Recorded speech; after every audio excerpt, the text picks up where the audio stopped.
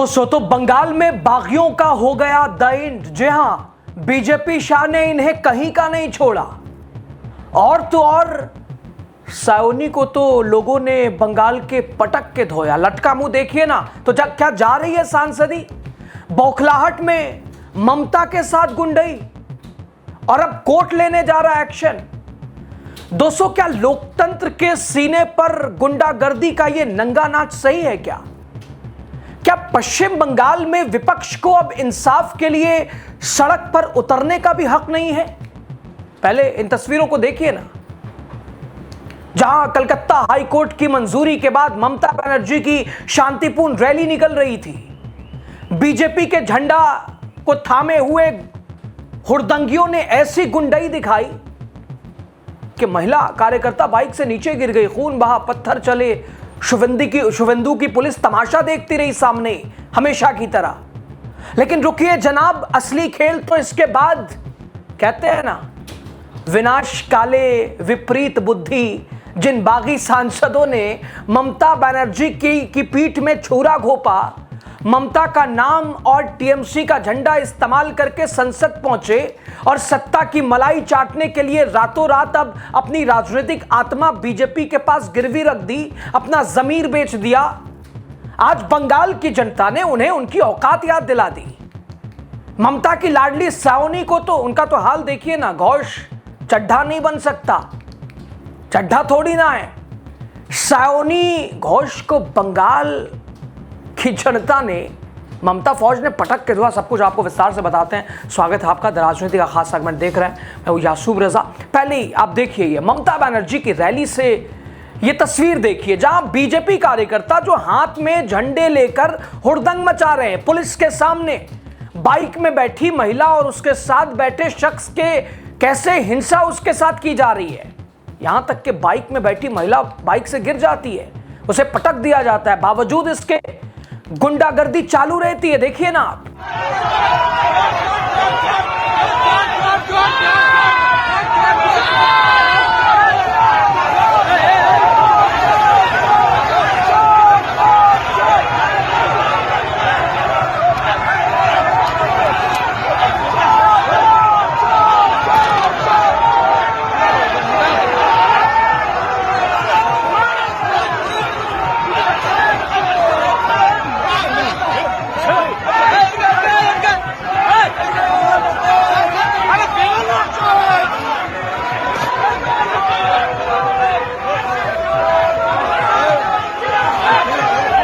दोस्तों, महुआ मोइत्रा ने इस कथित गुंडई पर देखिए एक ट्वीट किया, वीडियो शेयर करते हुए लिखा, कोलकाता हाईकोर्ट ने टीएमसी की रैली के लिए मंजूरी दी थी, लेकिन पुलिस ने बीजेपी के गुंडों की रैली पर हमला करने और युवा कार्यकर्ताओं के साथ बेरहमी से मारपीट करने दिया।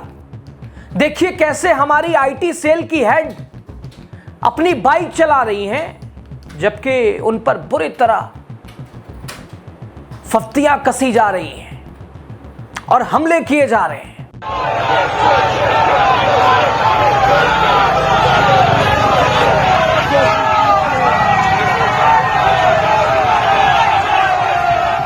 दोस्तों, दरअसल ममता बनर्जी बरुई पुल मामले पर प्रदर्शन करने पहुंची थी और इस प्रोटेस्ट के लिए बाकायदा कलकत्ता हाईकोर्ट ने इजाजत दी थी।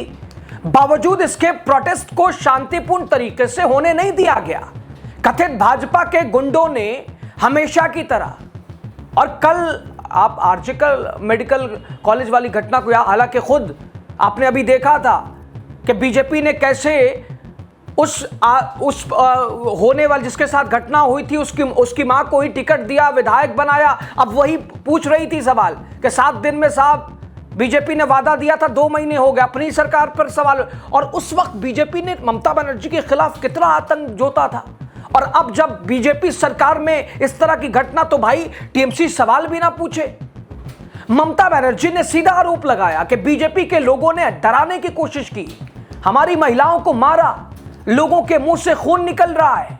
पत्थर फेंके गए। तो क्या लोकतांत्रिक देश में विपक्ष को किसी पीड़ित के इंसाफ के लिए प्रदर्शन करने की भी इजाजत नहीं है?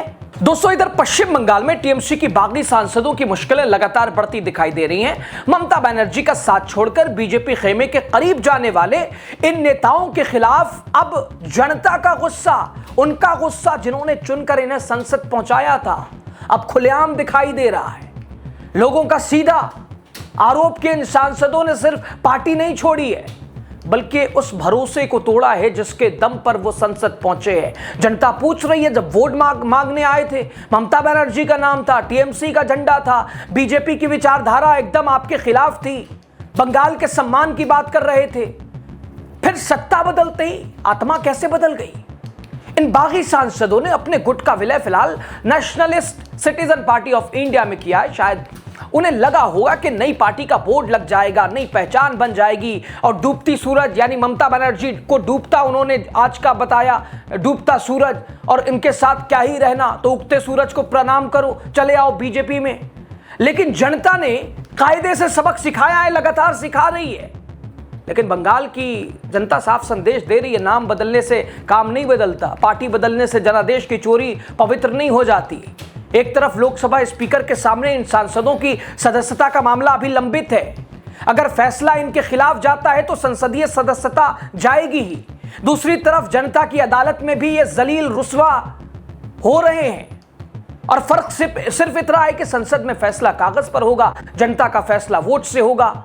जनता का मूड क्या है, इसकी झलक बरुईपुर में दिखाई आपने देखा लगातार, जहां टीएमसी की तेज तरार नेता कल तक नचनिया बजनिया कल तक ममता बनर्जी ने संसद पहुंचाया, और आज वही जादवपुर से सांसद सावनी घोष मुंह छुपाने पर मजबूर कल तक अब लोगों के बीच आई।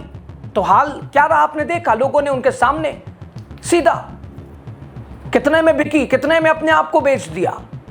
बेईमान, चोर सावनी घोष ने कभी ऐसा सोचा नहीं होगा।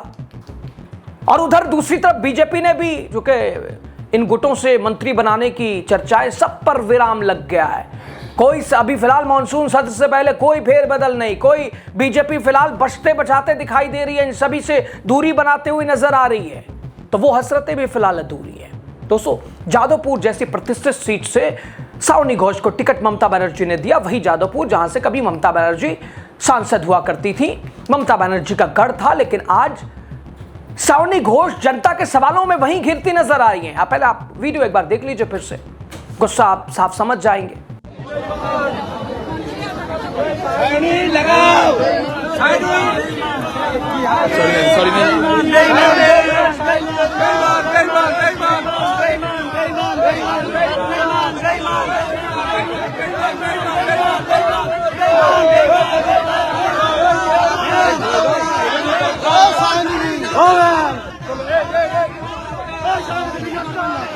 नमस्कार मैम।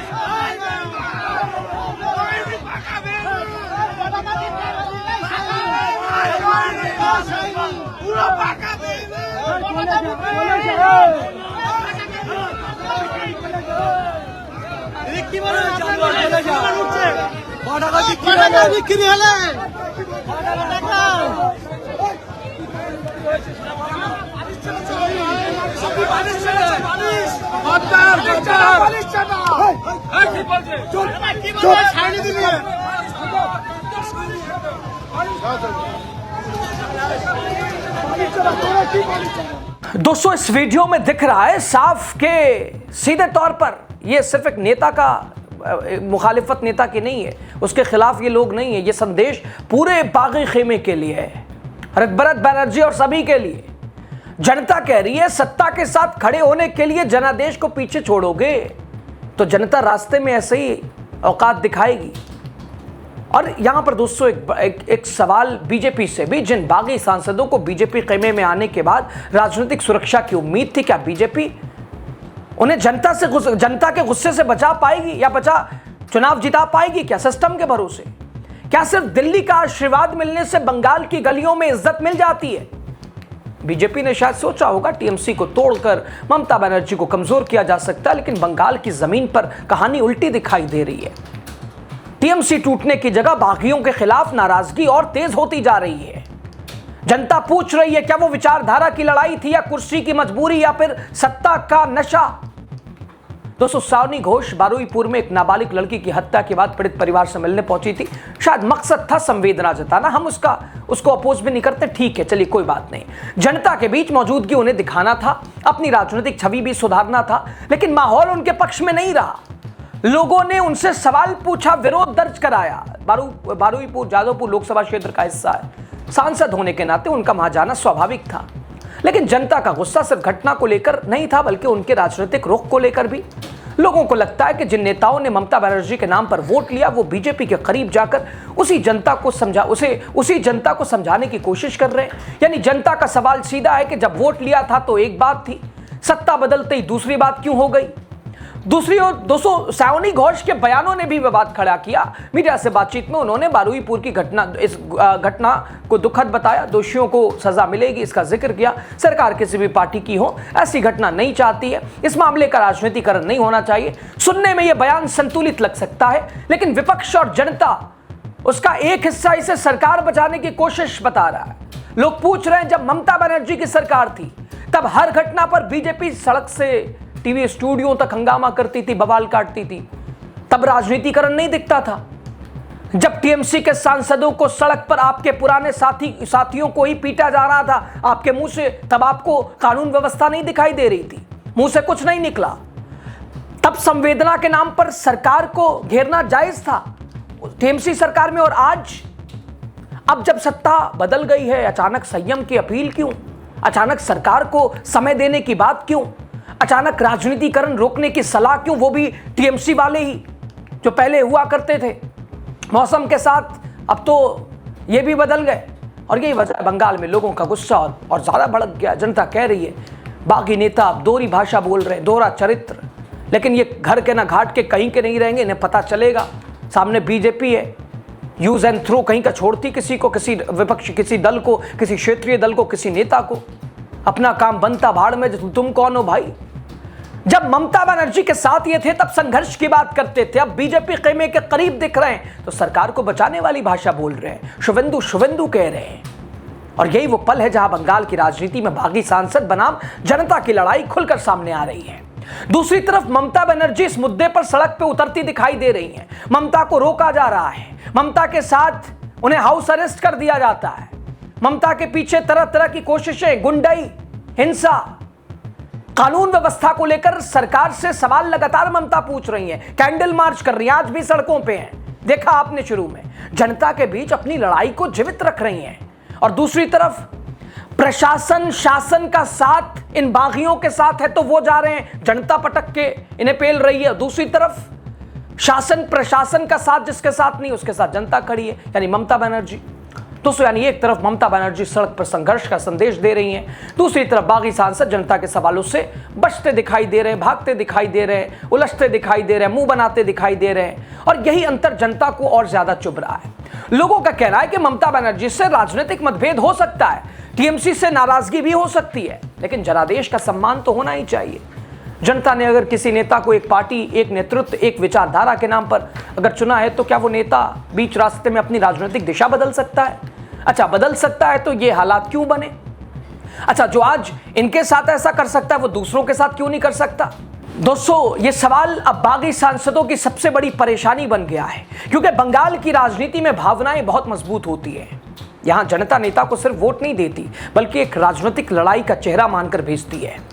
अगर वही चेहरा अचानक दूसरी तरफ खड़ा हो जाए तो गुस्सा पैदा होना तो स्वाभाविक है। सावनी घोष के विरोध ने यह साफ कर दिया कि जनता अभी शांत नहीं हुई है, नाराजगी आगे और बढ़ सकती है, औरों के साथ भी। ये तो ट्रेलर है, और बात सिर्फ सावनी घोष तक सीमित नहीं है, टीएमसी के सभी बागी सांसदों के लिए चेतावनी है। और दोस्तों, आज सवाल सावनी घोष से पूछा गया है, कल यही सवाल बाकी बागियों से पूछा जाएगा। जनता पूछेगी आपने वोट किसके नाम पर लिया था, जनता पूछेगी ममता के नाम पर संसद पहुंचे तो बीजेपी की लाइन पर चलने के लिए ऐसी कौन मजबूर? जनता पूछेगी क्या जनादेश आपकी निजी संपत्ति थी? जनता पूछेगी क्या जनता का भरोसा सत्ता के बजाय या सत्ता के बाजार में बेच दिया गया है?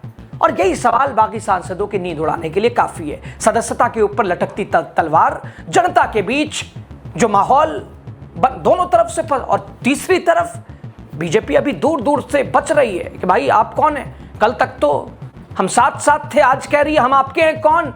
अपनी छवि की बात आई तो लोकसभा स्पीकर के फैसले पर सबकी नजर टिकी है। टीएमसी की ओर से बागी सांसदों की सदस्यता खत्म करने की मांग है। फैसला अभी लंबित है। फैसला इनके खिलाफ गया तो राजनीतिक संकट और गहरा सकता है, क्योंकि एक तरफ टीएमसी में वापसी की राह लगभग बंद हो गई है, दूसरी तरफ बीजेपी भी खुलकर इन्हें अपनाने की स्थिति में नहीं है, और तीसरी तरफ जनता का गुस्सा अलग से इनका पीछा नहीं छोड़ने वाला है। अब दोस्तों, इस पूरी स्थिति पर, पूरे घटनाक्रम पर आपकी जो भी राय हो जरूर दीजिएगा। लास्ट तक आप बने रहे। आपका बहुत शुक्रिया।